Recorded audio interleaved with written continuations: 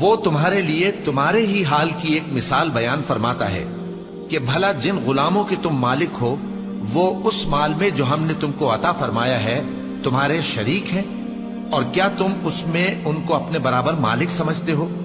اور کیا تم ان سے اس طرح ڈرتے ہو جس طرح اپنوں سے ڈرتے ہو؟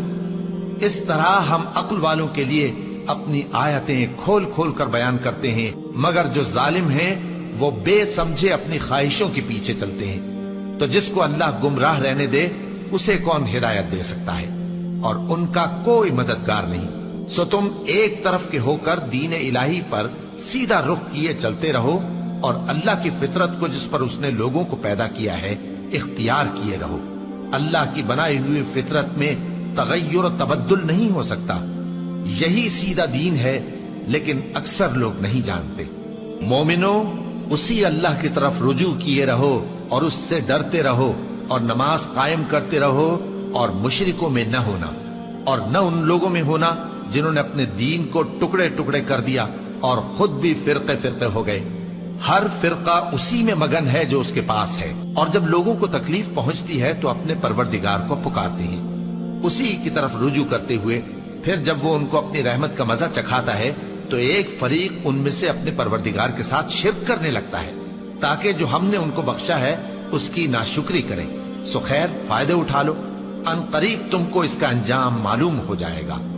کیا ہم نے ان پر کوئی ایسی دلیل نازل کی ہے کہ پھر وہ ان کو اللہ کے ساتھ شرک کرنا بتاتی ہے؟ اور جب ہم لوگوں کو اپنی رحمت کا مزہ چکھاتے ہیں تو وہ اس سے خوش ہو جاتی ہیں، اور اگر ان کے اعمال کے سبب جو ان کے ہاتھوں نے آگے بھیجے ہیں انہیں کوئی تکلیف پہنچے تو نا امید ہو کر رہ جاتے ہیں۔ کیا انہوں نے نہیں دیکھا کہ اللہ ہی جس کے لیے چاہتا ہے رزق فراخ کرتا ہے اور جس کے لیے چاہتا ہے تنگ کرتا ہے؟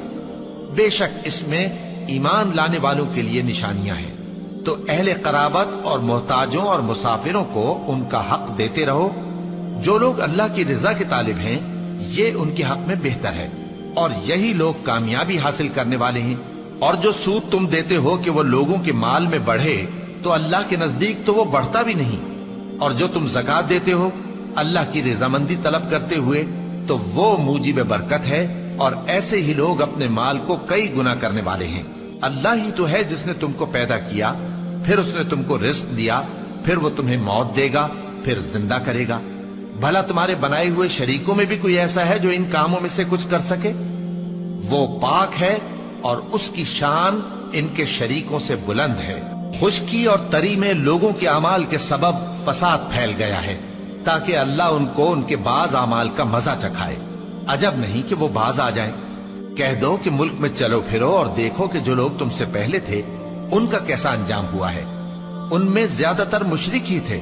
تو اس روز سے پہلے جو اللہ کی طرف سے آ کر رہے گا اور رک نہیں سکے گا، سیدھے دین کے رستے پر سیدھا رخ کیے چلتے رہو کہ اس روز سب لوگ منتشر ہو جائیں گے۔ جس شخص نے کفر کیا تو اس کے کفر کا ضرر اسی کو ہے، اور جس نے نیک عمل کیے تو ایسے لوگ اپنے ہی لیے آرامگاہ درست کرتے ہیں تاکہ جو لوگ ایمان لائے اور نیک عمل کرتے رہے ان کو اللہ اپنے فضل سے بدلہ دے۔ بے شک وہ کافروں کو دوست نہیں رکھتا۔